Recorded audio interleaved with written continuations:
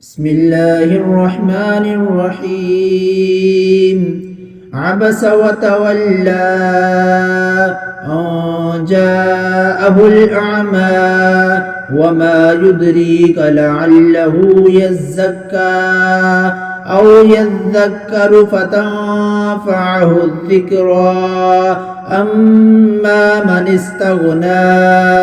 فأنت له تصدى وما عليك ألا يزكى وأما من جاءك يسعى وهو يخشى فأنت عنه تلهى كلا إنها تذكرة فمن شاء ذكره في صحف مكرمة مرفوعة مطهرة بأيدي سفرة كرام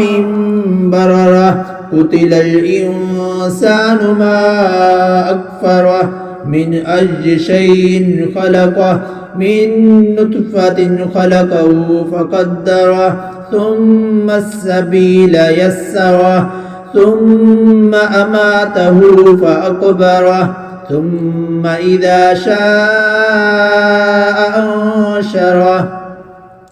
كلا لما يقض ما أمره فلينظر الإنسان إلى طعامه أنا سببنا الماء سبا ثم شققنا الأرض شقا فأنبتنا فيها حبا وعنبا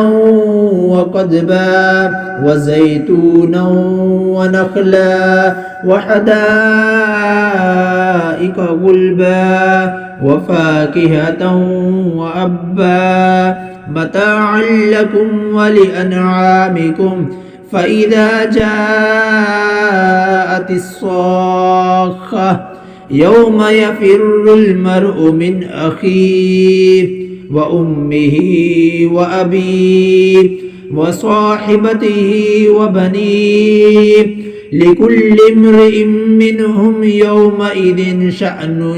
يغنيه وجوه يومئذ مسفرة ضاحكة مستبشرة ووجوه يومئذ عليها غبرة ترهقها قترة أولئك هم الكفرة الفجرة.